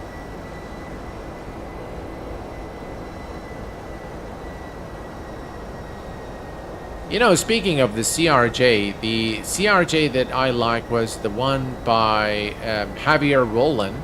I think this was by far the best CRJ for X-Plane. And unfortunately, it has not been updated for a very long time. In fact, I don't know if Roland is still developing on the platform or not. But it is, in my view, it was the better CRJ for X-Plane. All right, let's take a quick look here. 17 nautical miles before top of descent. Javier Roland has worked with sim coders on the Marchetti, which is, by the way, an excellent aircraft. Works, by the way, in X-Plane 12. It's an aircraft that I personally recommend if you like general aviation aircraft. The Marchetti by Javier Roland and Simcoders is an excellent aircraft. Absolutely brilliant aircraft.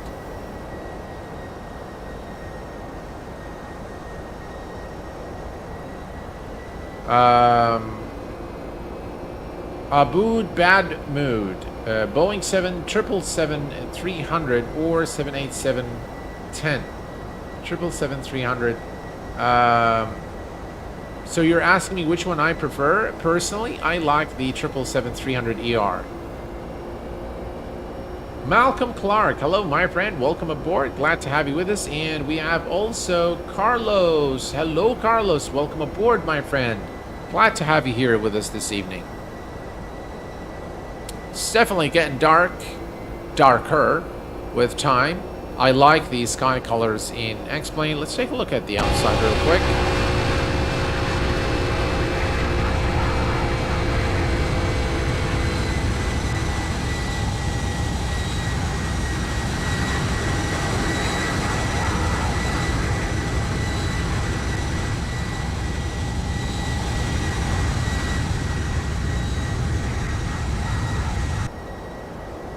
Yeah, it looks all right.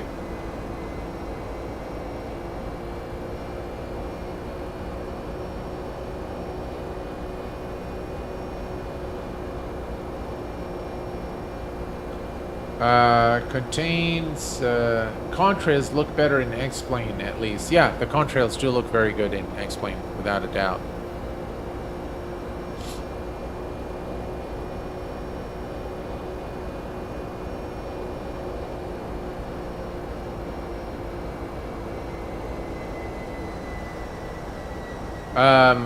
I'm not sure why you're typing exclamation 767 and 747.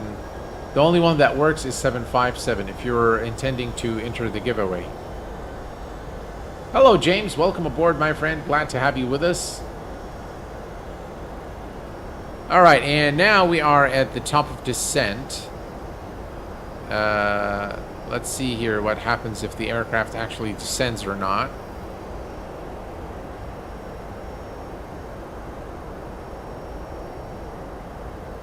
Here, let's take a look here. So that's top of descent. We passed it.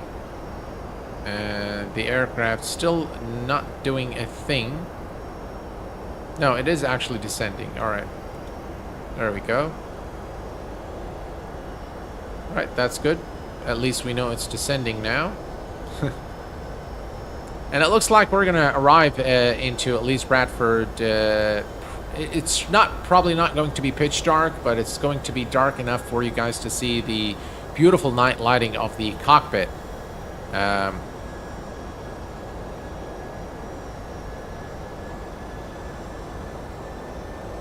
Nice to see you flying into my home airport. I live in the Canaries. I fly the 787 Quality Wings in... Oh, cool.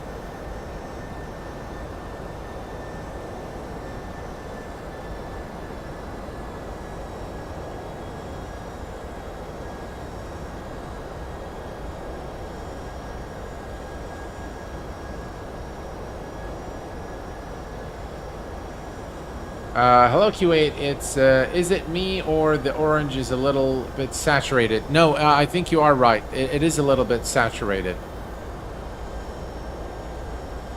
Hello Vincent, welcome aboard my friend. Glad to have you with us. I've noticed some of your flights you use the spoilers when descending. Is there any reason why? Well, normally I use the spoilers to reduce speed.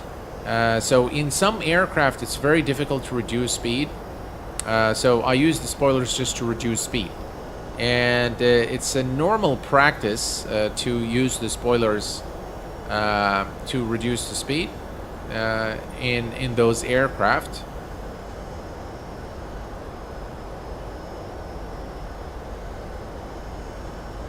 Right, we are, let's go ahead and take a quick look at the weather information. Who's Fly Sky has become... All right, there you go. Welcome to my list of friends on Volanta. All right, so we're going to come to the weather information. So we're going to go to flight briefing, and then we're going to go to the weather. And from the weather, we have EGNM or Leeds Bradford. The wind, ooh, guys, look at that. 250 degree, 20 knot wind. Gee. Oh man, it looks like it's going to be really rough at arrival. QNH is 090905, and the transition altitude is... Hey, Salzar. All right, there you go, guys. Welcome to my list of friends on Volanta. So yeah, I think we're in for some really nice nice approach into Leeds Bradford. QNH 995, and the transition altitude is 6,000 feet. So we're good. All right, perfect. All right, I think you're starting to see now the cockpit lighting, and it looks even better as things get darker. But this looks really, really nice. I really like this cockpit at night. I think it looks really good. They've done a really good job with the night lighting. Thanks for adding me on Volanta. You're most welcome, my friend. I came in almost 98 from the runway.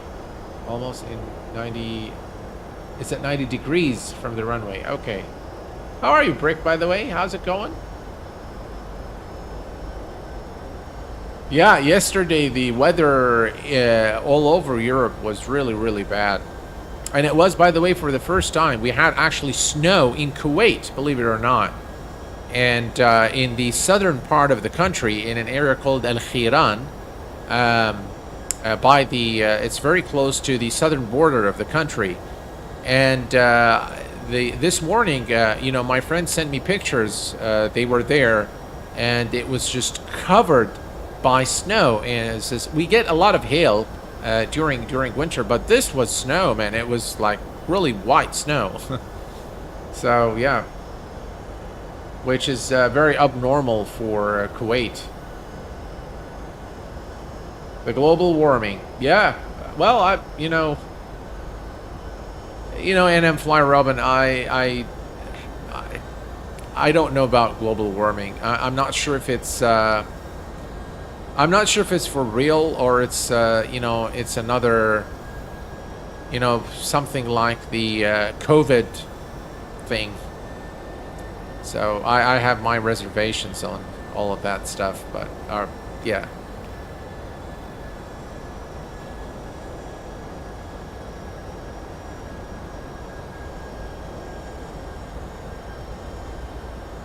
All right, let's take a quick look at the outside.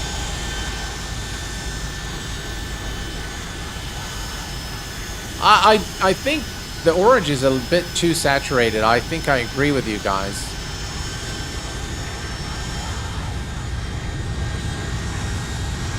Sky color is very nice. The clouds don't look very good during nighttime, I must say. So this scene right now is actually not very good. But I like the cockpit lights. I think you can see it clearly now. And yeah, the darker it gets, the better it will be. All right, let's take a look here. 91 nautical miles before we arrive into Leeds Bradford. Let's take this to descent. So transition level is 5,000. Okay.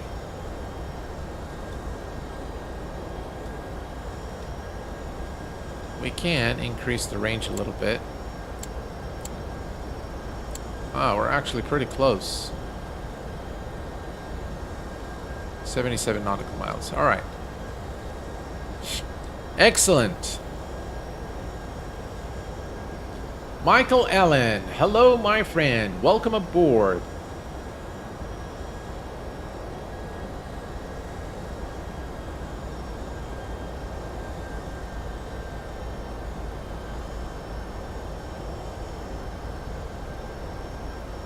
We are definitely changing the climate based on our habits, Michael. I do agree with you there. I think, guys, one of the things I have seen is that, from my perspective, we have abused nature as human beings, generally speaking. We've abused nature a lot. Whether they are the forests, whether it's the nice beaches, the oceans, the rivers, of course, with different degrees and extents in different parts of the world. But I think over the years, I think we have really not treated the environment in a very kind way. That's my view. Even in by the way, in Fresno, I remember back in the 90s when I was there were the area, for those of you who are familiar with the area by Woodward Park in Fresno, if you're heading on Herndon, heading towards Woodward Park on Herndon, the area to the left of that used to be all agricultural areas, and it was all trees, and it was all green. And now, when I went in 2017, I visited one of my professors at Fresno State, and he actually still remembered me, which was shocking that he still remembered me after all these years. But what he told me is that whole area, that he actually lives there, his house is there, and he said that whole area has been, they removed all the trees and all that, and they turned that into a residential area, very affluent, because it's very close to the Woodward Park, area, and Woodward Lake in Fresno, which is an area, north of Fresno, where very affluent people live there. But it's sad to see trees go for buildings and for houses and things like that. So yeah, I mean, it's sad what we do to the environment sometimes. But yeah, that's our own doing, I think.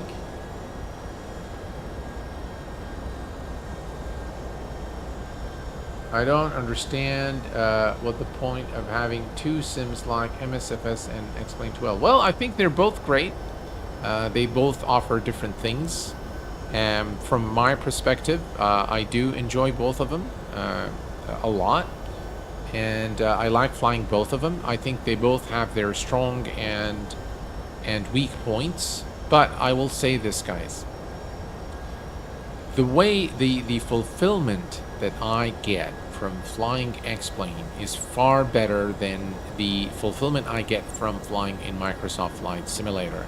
So if I'm focused only on the aviation part, then I love flying in X-Plane. I love the flight model. There's something about the feel of the aircraft that is just unmatched in Microsoft Flight Simulator. That said, one of the things I dread in X-Plane is the scene that you're seeing right now.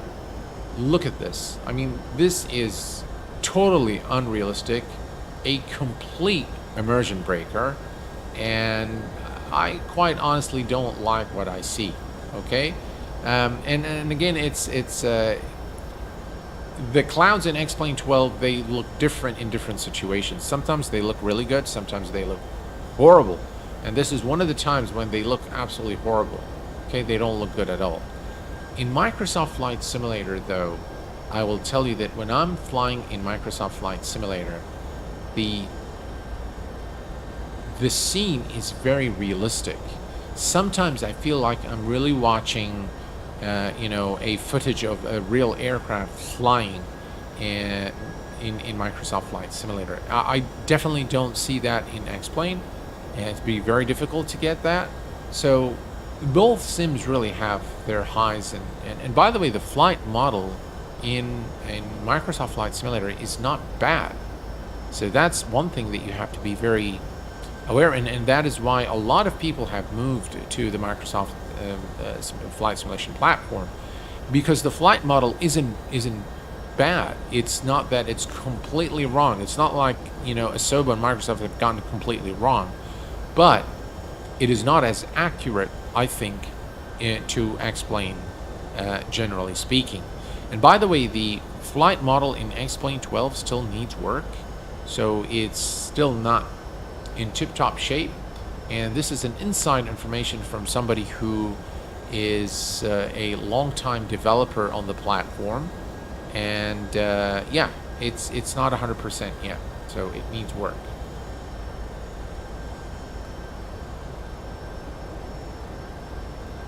Is more of an arcade game than the flight sim. I wouldn't call it that. See, look, maybe it is an arcade. I think it depends on, you know, how you use it. So, for example, if you use those activities and, you know, flying over, you know, those activities that are available in Microsoft Flight Simulator, then yeah, it's maybe arcade-ish a little bit. 41 nautical miles, 13 nautical miles. Okay. But, for example, we have real-world pilots who have attested to the realism of the Phoenix A320 and the PMDG 737. Again, from a flight model perspective, not so much the PMDG, by the way, but the Phoenix, many real-world pilots have attested to the realism of the A320, the Phoenix aircraft. So, and by the way, also on the general aviation aircraft, the Cessna 152 is very spot on in Microsoft Flight Simulator, and so is the Cessna 172. So those two aircraft, I think, are very well developed. The flight model is very accurate, and I have done extensive testing myself to try to understand what are the differences, and the differences are very subtle. So I've taken all my research and I went to a real-world pilot who happens to be my uncle. And my uncle is a real-world pilot. He's got PPL and he's gotten his license in the States. So I went to him and I said, you know, here's MSFS, here is X-Plane. Can you tell me which one has a more accurate model? And he flew both sims for about a couple of weeks before he actually came back and told me that without a doubt, beyond any shadow of a doubt, that the flight model in X-Plane is far more accurate. And this is based on his flying. Now, there was a 172 follower to the channel who has put in a comment a few days ago that it's actually exactly the contrary of what my uncle said, is that he finds X-Plane 12, he finds Microsoft Flight Simulator to be more accurate in terms of the flight model. So people are mixed based on their experiences. From my perspective, we have two great sims. Let's enjoy them. And yeah, having two sims will put strain on both Asobo and Microsoft and Laminar to continue to excel and continue to improve. And now, ladies and gentlemen, I think you can see the nice cockpit lighting inside this 757. Very well done in terms of the lighting and the brightness and the glow. You can see here, look at the glow from this green light here. And you'll see it more once it gets even darker, but I think it looks pretty good. Right, we're decreasing speed now. We are below. Now, this is one of the reasons why I would extend the speed brake, is we are below 10,000 feet and above 250 knots, which is not permitted by regulation. So we are going to just bring this down here a little bit so we can reduce our speed.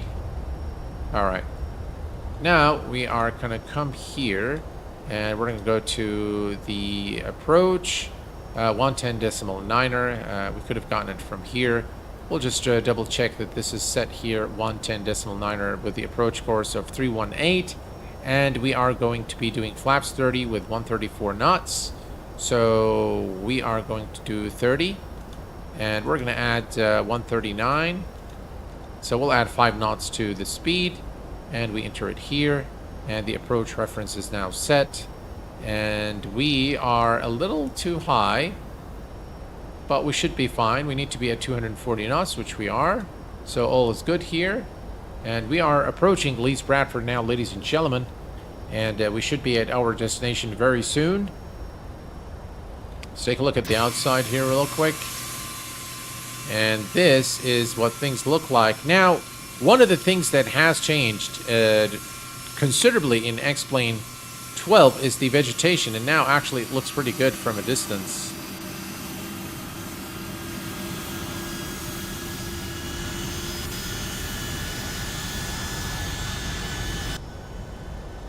Alright, let's come here and let's see. So all these lights are on, that's good. Logo lights, let's turn that on. Right, perfect.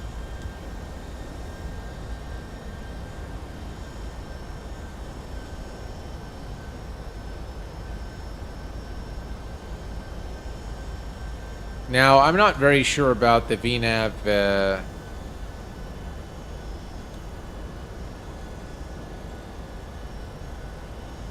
Alright, let me take a look here. So here's what I'm gonna do, folks. I'm going to go to vertical speed.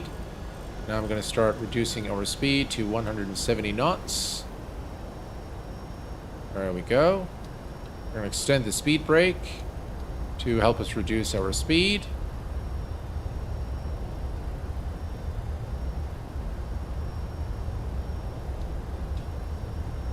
And we're going to descend at about 1,200 feet per minute.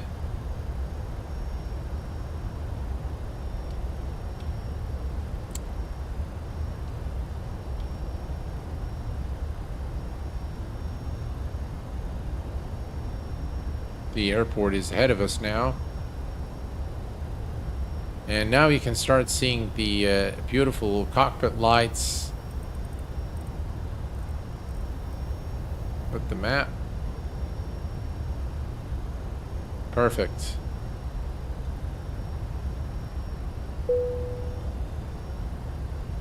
Right, we're still looking good. And let's go ahead and change the... So the Barrow is 09092. Let me switch this first. And then we can go to 09095. The transition altitude is 5,000, so that is now set.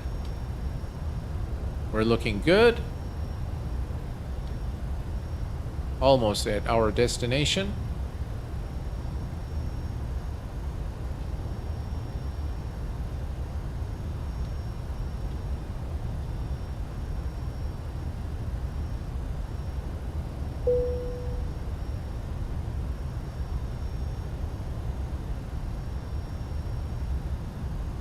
Auto brake not set. Yeah, I'm using the auto brake is extended so we can reduce our speed a little bit.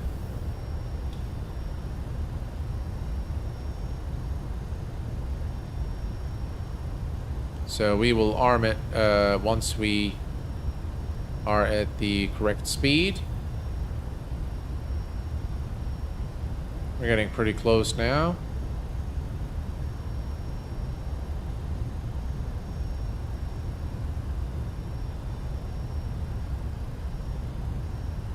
Right, 3,000 is the initial approach altitude, so we're looking good. Right, let's decrease the range here a little bit. Hopefully we can land without incident.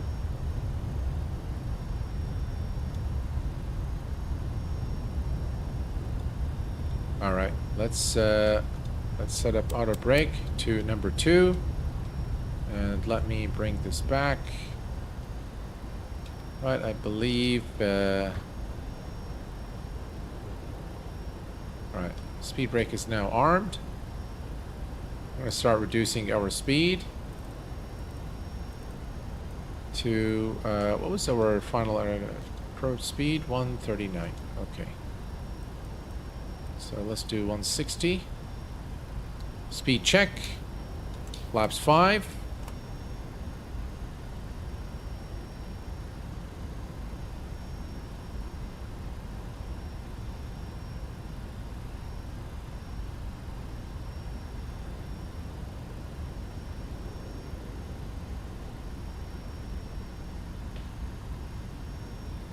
All right, let's do approach.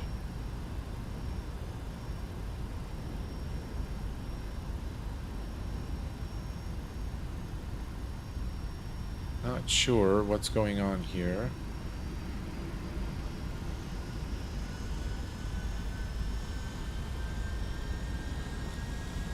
Man, this aircraft is doing a lot of strange things today.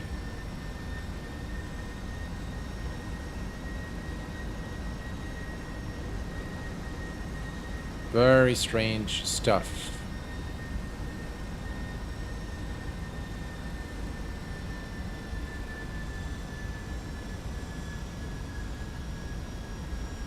Almost did a complete turn.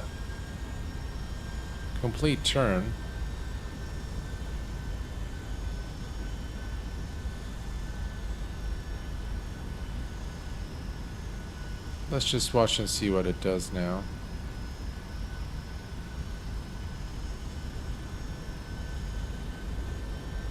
Right, I'm gonna go ahead and reduce our speed.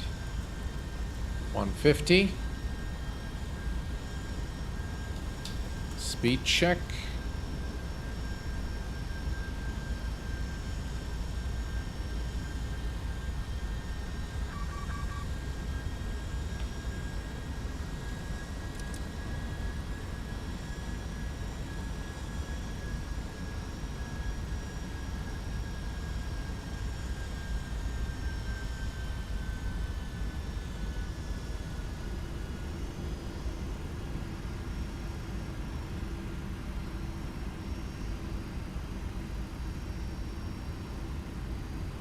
Right, I'm gonna go ahead and lower the landing gear.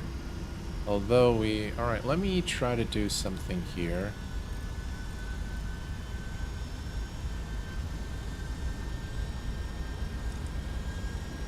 Alright, we're gonna go to heading select mode.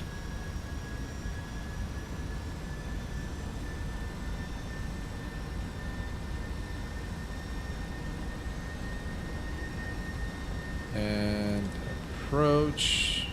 Not working.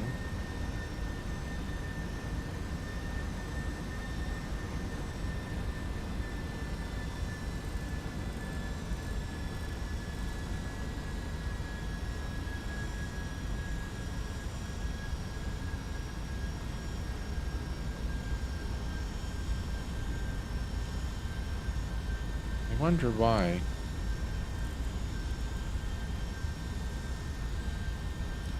Alright, here we go. Localizer is finally captured.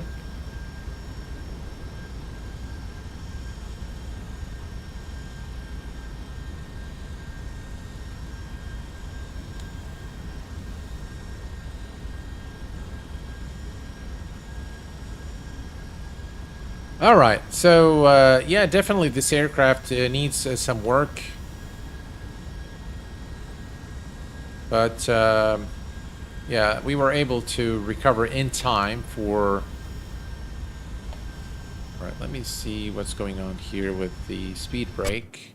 Oops, what did I do? I just, for a minute, I thought the sim crashed. Oh, come on. Alright, here we go. Alright, we're looking good. Landing lights are on. Everything is looking good. Lights, seatbelt signs, everything is good here. So we are ready for our landing into Leeds Bradford, ladies and gentlemen. It's been a really fun flight. I don't know why it says standard. It's definitely not standard.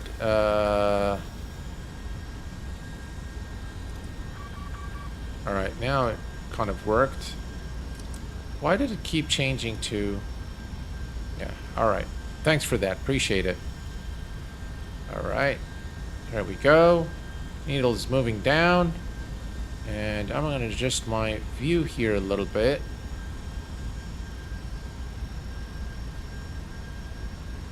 Right, close enough. Let's go ahead and lower the landing gear.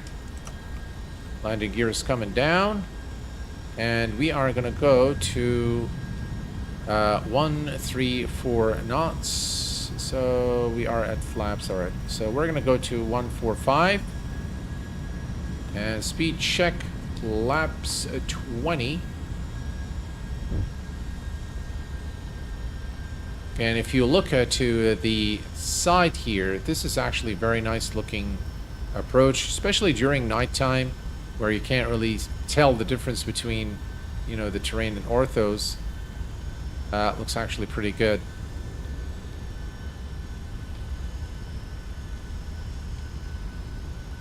Right, and let's go to 139. Right, 139, speed check, and flaps 25.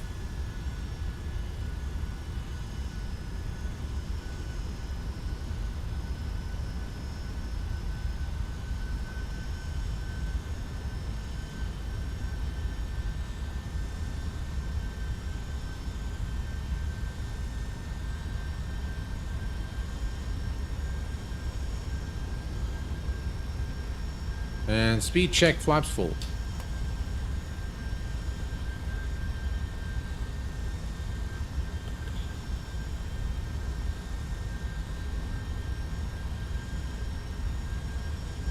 We're a bit too high, but nothing to worry about. And let's go ahead and disconnect the autopilot.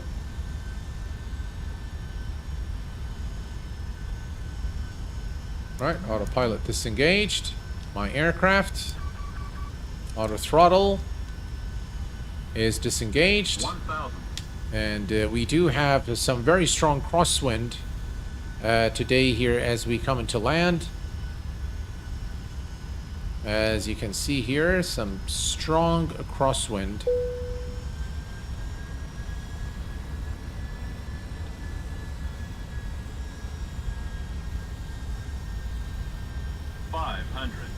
Flight slope. Flight slope. Flight slope.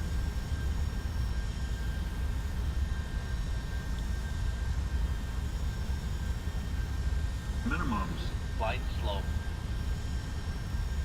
100. 50. 40.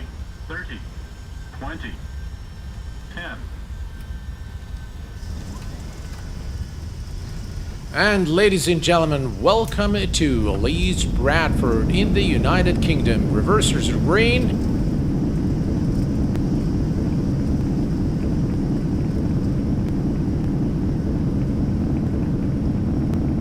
And manual braking. Whew. All right. And we've made it safely here. And I tell you guys, the wind was very strong wind. I think we had 20 knots wind as we came into land. So yeah, we'll take a look, of course. I think Volanta will give us the... let's come back here. And if we come to the arrival... 311 FPM, which is a bit firm. But considering the circumstances, I think I'll take it.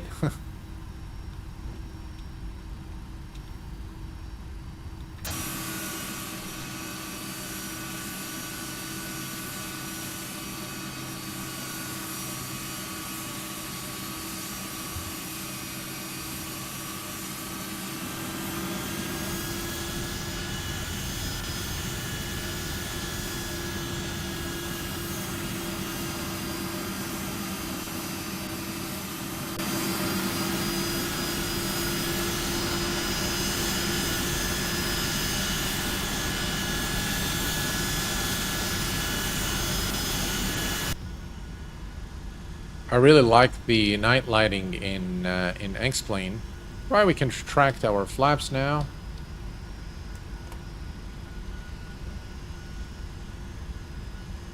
I Thank you very much, QWERTY Moose. Appreciate it, my friend. Poke One, thank you very much. Appreciate it. I'm glad you liked the landing. I'll tell you, it was a bit of a challenging landing. The winds were really strong, but it was fun. I really loved those landings, especially, by the way, in the Dash 8 Q400. Just really cool. All right, disarm the auto brake, and we can make a turn here to taxi to the terminal. Brilliant. Let's kill the landing lights. Oops. Runway turn-off lights can remain. That's okay. We don't need the white. We can leave the red for now. And all the rest of the lights. Guys, do you see the nice glow from the cockpit lights here? This looks really nice. Especially look at the green here. The green light, the glow of the green light over the... it's just really very nice. I really like the cockpit of the 7757. By the way, flight factor overall, they have some very nice night lighting. And this one is no exception. It looks really good. And again, this is a completely default airport in X-Plane. We'll take a look at the replay. We'll replay the landing in just a minute here. Hello, Captain Ray. Welcome aboard, my friend. Glad to have you with us.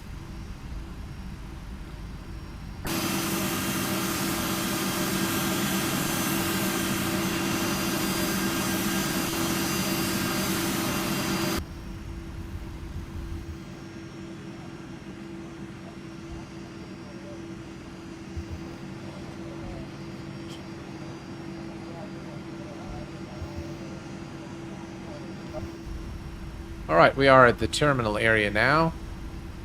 And let's pick a spot to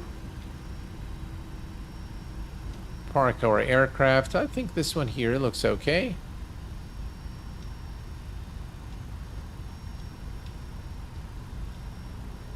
Yeah, I think this one is here. Alright, let's make a turn.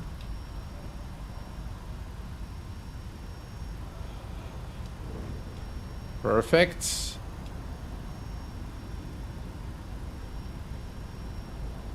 By the way, I'm noticing some pauses and some stutters every now and then. Alright. Parking brake is set, and time for us, guys, to look. I hope it doesn't crash the sim, but it's time for us to take a look at the replay of this landing. So toggle the replay, and let's take a look here. Alright, let's take a look from... I think it's good to... We'll leave this here. And let's take a look. Look at that. Look at the winds. And just look at the beautiful scenery here as well with the night lighting. Wow, look at that crosswind. That's some serious crosswind there.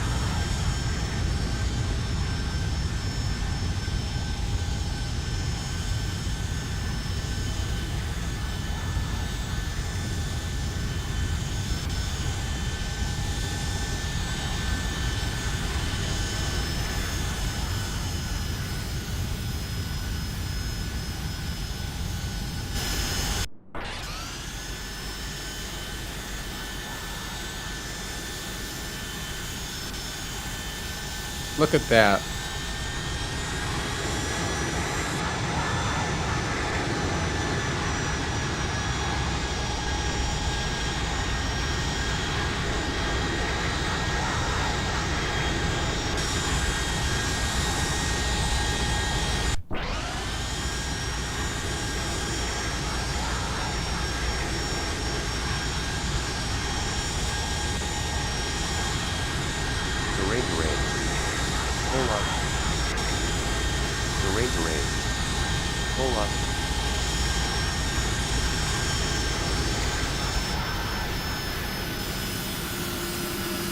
Oh, is it the same issue? The aircraft is actually on the ground, but it's showing that it's floating.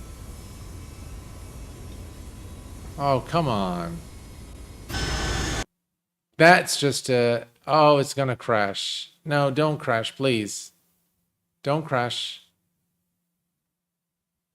That was some serious, man. This is just really looks really good, but it looks like it. Oh, God. All right, so let's start it again. All right. Yeah, I was hoping it doesn't, but I kind of had a feeling that it was going to crash. Unfortunately, we'll not be able to do the replay again. But that just really, that approach looked really, really nice. What a bummer. What an absolute bummer. That was definitely a bug. Yeah. Yeah, that was a bummer. That's all right. That's okay. It does happen. It does happen. All right. So should I show you guys? No, we'll keep it a surprise. Okay.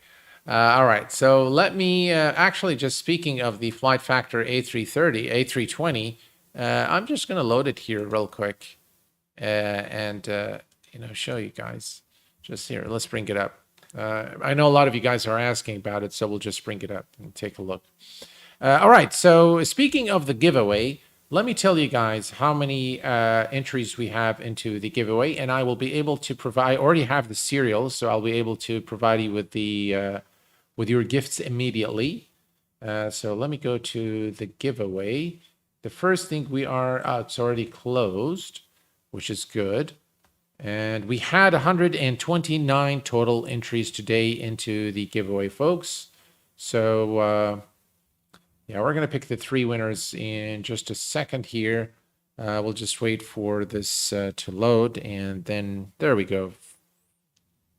Applying real weather, preparing world, calibrating the personality matrix, and then it would load.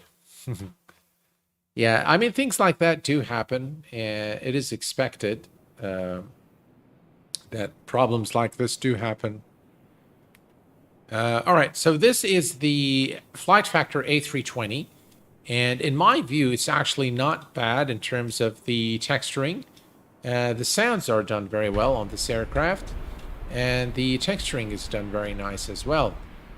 So overall, the exterior is much better than the interior of the aircraft, I have to say. But yeah, for those of you wondering, what it looks like, and yeah, that's what it looks like. And they still need to do work, by the way, for the interior. But it's got nice sounds overall. Here, you can hear that. Yeah, it sounds really good. And if we bring up the... There you go. So self-test and all that good stuff. So yeah, if you guys want me to do a flight aboard the Flight Factor, I'll be more than happy to do so. But that's the A320 there for you. Things have calmed down for sure. I can see that from, yeah. All right, so folks, let's go ahead and do the giveaway now. And I will be able to provide 3 of you with the license to use the Walkaround plugin for X-Plane 11 and X-Plane 12. By the way, it works for both. So let's go ahead and do that. Captain Poland, hello, my friend. Ptolus, without a doubt, Captain Poland. Go with the Ptolus.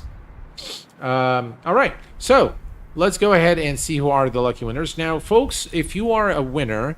all you need to do is take a capture of your YouTube profile page with you logged into your account, take a screenshot of that, and then send me an email to info@q8pilot.com, and I will be able to provide you with your serial and the link to download the plugin, and I hope that you enjoy it. All right, let's go ahead and pick the first winner in 3, 2, 1, and the first winner is Daniel. Daniel, are you there with us? If you are, please identify yourself. Daniel, is Daniel there? Let's see here. Daniel, are you there, my friend? Yes, I am. Hey, congratulations, Daniel. Glad to have you with us. Congratulations on the win. Again, the instructions I have just said.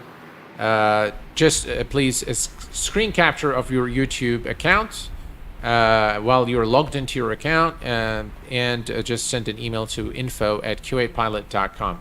And the same instruction, of course, goes to you. Very welcome, sir.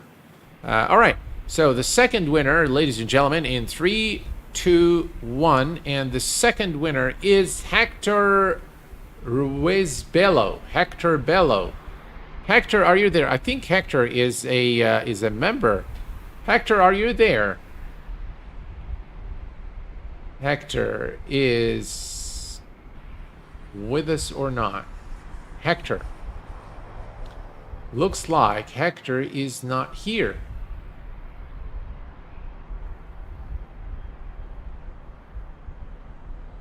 Hector is not there.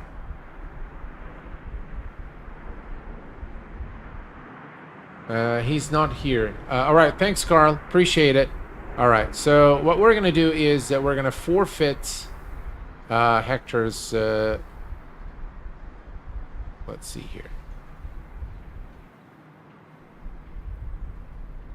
All right, so Hector is gone. I'm sorry, Hector. All right, so we're going to go and select the second winner again in 3, 2, 1. Pick a winner, and the winner is Craig. Craig, are you there with us? Is Craig there? Craig. Let's see if Craig is still with us here.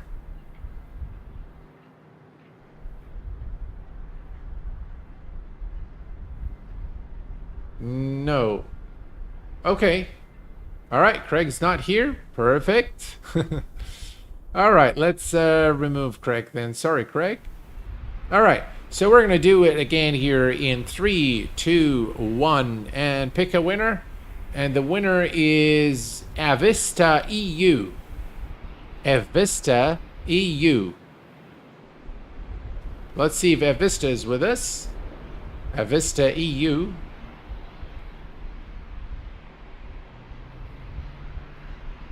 Avista EU.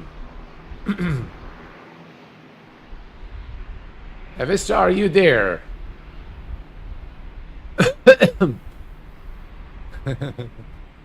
Nope. All right. All right. Vista's gone. All right. So far we have Daniel, so that's good. All right, let's pick a winner in 3, 2, and 1. And the winner is Manuel Saldivar. Manuel Saldivar. Manuel Saldivar. Are you there with us, Manuel?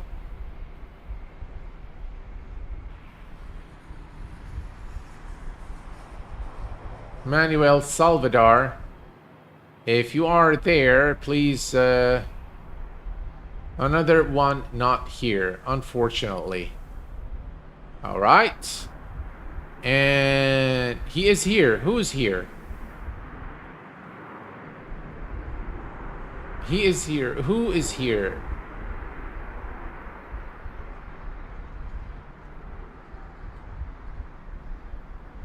Manuel, if you are in chat, please, if you can just type anything, say just hello or something, so that I can capture your profile in Streamlabs. Manuel is here. Hey, congratulations, Manuel.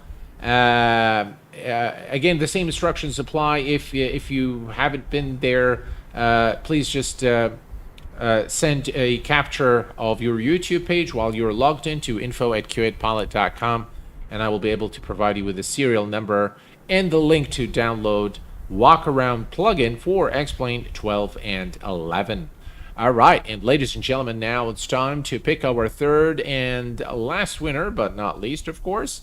So let's go ahead. You're most welcome, Manuel. My absolute pleasure, sir. I want to thank the developer of the Walkaround plugin for providing those 3 licenses to the qa-pilot channel subscribers.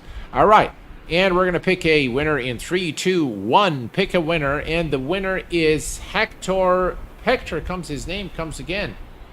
Hector Bello, and I think Hector is not with us, right? Yeah, Hector is not with us. So, Hector again, yeah. Speaking of, that's that's really strange. This guy must be very lucky and very unlucky at the same time. All right, so let's remove Hector because, you know, we know that he's not here. So let's go do, all right, 3, 2, 1, and pick a winner. Guy. Guy. Just Guy. Guy is the winner now. Guy, are you there? Guy is not there, it looks like. Guy, are you there with us? Guy is here. Is he? Guy, if you're there, Guy is here. Hello, my friend. Congratulations, Guy. Congratulations. We have Daniel, Manuel, and Guy. All three have won a copy of Walkaround plugin for X-Plane 11 and X-Plane 12. I want to thank you very much, guys, for being here this evening. I have thoroughly enjoyed this live stream. Too bad that you know, that we couldn't do the replay. It was a really cool approach and landing with the 20 knot crosswind. So I really wanted to kind of see the replay of that, but you know, perhaps another time. Guys, tomorrow evening I will be streaming again, and I will be streaming the Ini Builds A310 from Cairo to Tel Aviv. So be sure to tune in at the regular time, 1800 Zulu. I might try to multi-stream on both Twitch and YouTube. That depends on the status of my testing in the morning. And if I can get a stable connection to both through Restream, then that's what I will do. So I want to thank you all for being here. Congratulations to the winners. Thank you very much, Carl, again, for all your support. I really appreciate it very, very much. And I appreciate the presence of all the channel subscribers. I want to thank all the channel members for your support. And I will see you all tomorrow evening at 1800 Zulu. But until next time, please take care of yourselves and each other. And I will see you all very soon. Thanks for tuning in, and bye-bye for now.